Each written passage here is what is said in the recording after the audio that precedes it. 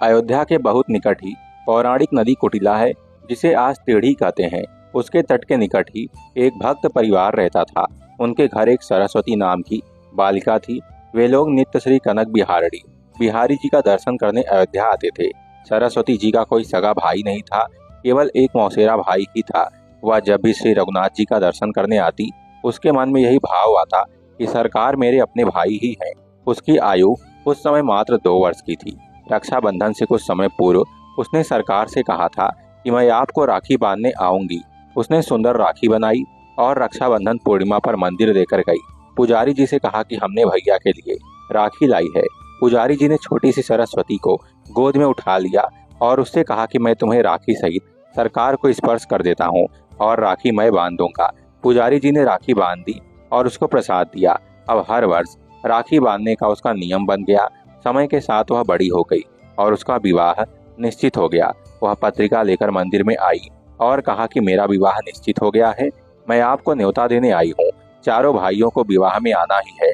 पुजारी जी को पत्रिका देकर कहा कि मैंने चारों भाइयों से कह दिया है, आप पत्रिका सरकार के पास रख दो और आप भी कह दो कि चारों भाइयों को विवाह में आना ही है। ऐसा कहकर वह अपने घर चली गई। विवाह का दिन आया। अवध में एक रस्म होती है कि विवाह के बाद भाई आकर उसको चादर उठाता है और कुछ भेंट वस्तुएं देता है। उसकी मौसी ने अपने लड़के को कुछ सामान और 11 रुपए दिए और मंडप में पहुंचने को कहकर वह चली गई। उसका मौसेरा भाई उपहार, वस्त्र और 11 रुपए लेकर रिक्शा पर बांधकर विवाह मंडप की ओर निकल पड़ा। रास्ते में ही रिक्शा उलट गया और वह गिर गया। थोड़ी सी चोट आई और लोगों ने उसको दवाखाने ले जाकर मरहम पट्टी कराई। यहाँ सरस्वती घूंघट से बार बार मंडप के दरवाजे पर देख रही है और सोच रही है कि सरकार अभी तक क्यों नहीं आए। उसको पूरा विश्वास है कि चारों भाई आएंगे। माँ से भी कह दिया है कि ध्यान रखना, अयोध्या जी से मेरे भाई आएंगे। माँ ने उसको भोला समझकर हंस दिया। जब बहुत देर हो गई तब व्याकुल होकर वह दरवाजे पर जाकर रोने लगी। दूर दूर के रिश्तेदार आ गए, पर मेरे अपने भाई क्यों नहीं आए? क्या मैं उनकी बहन नहीं हूँ? उसी समय 4 बड़ी मोटर गाड़ियाँ और एक बड़ा ट्रक आते हुए उसने देखा। पहली गाड़ी से उसकी मौसी का लड़का और उसकी पत्नी उतरे। बाकी गाड़ियों से और 3 जोड़ियां उतरी। मौसी के लड़के के रूप में सरकार ही आए हैं। रत्न जड़ित पगड़ियां, वस्त्र, हीरो के हार पहन रखे हैं। श्री हनुमान जी पीछे ट्रक से सामान भर कर लाए हैं। हनुमान जी पहलवान के रूप में आए थे। उन्होंने ट्रक से सारा सामान उतारना शुरू कर दिया।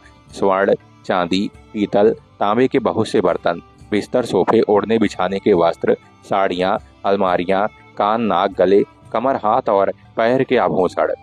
मौसी देखकर आश्चर्य में पड़ गई। इतना कीमती सामान मेरा लड़का कहाँ से लेकर आया?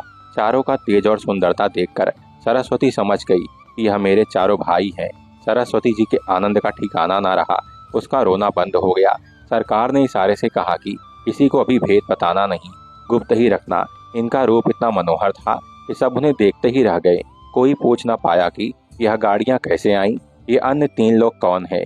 लोग हैरान होकर देख रहे थे कि अभी तक रो रही थी और अभी इतना हंस रही है और आनंद में नाच रही है। किसी को कुछ समझ में नहीं आ रहा था।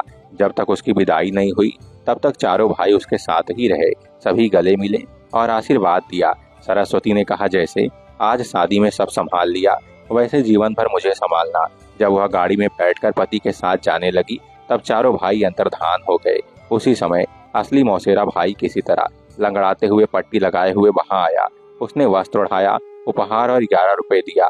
मौसी ने पूछा कि अभी अभी तो तू बड़े कीमती वस्त्र पहने गाड़ी और ट्रक लेकर आया था, ये पट्टी कैसे बन गई और कपड़े कैसे फट गए? उसको तो कुछ समझ ही नहीं आ रहा था। अंत में सरस्वती से उसकी माता ने एकांत में पूछा कि बेटी सच सच बता कि क्या बात है, ये चारों कौन थे? तब उसने कहा कि माँ, मैंने आपसे कहा था ना कि ध्यान रखना, मेरे भाई अयोध्या से आएंगे। माँ समझ गई, इसके तो 4 ही भाई हैं, वो श्री रघुनाथ जी और अन्य 3 भैया ही हैं।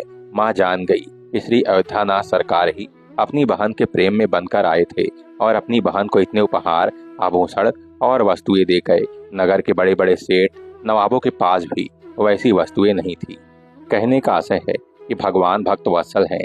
अगर भक्त किसी भी रिश्ते से भगवान से जुड़ जाता है, भगवान को अपना मान लेता है, उन पर पूर्ण विश्वास करता है, तो भगवान भी उससे वह रिश्ता निभाते हैं। उसके विश्वास को कभी डगमगाने नहीं देते और हर समय उसकी सहायता के लिए अवश्य आते हैं, अपनी पूरी कृपा करते हैं। जय सिया राम। हरे कृष्ण।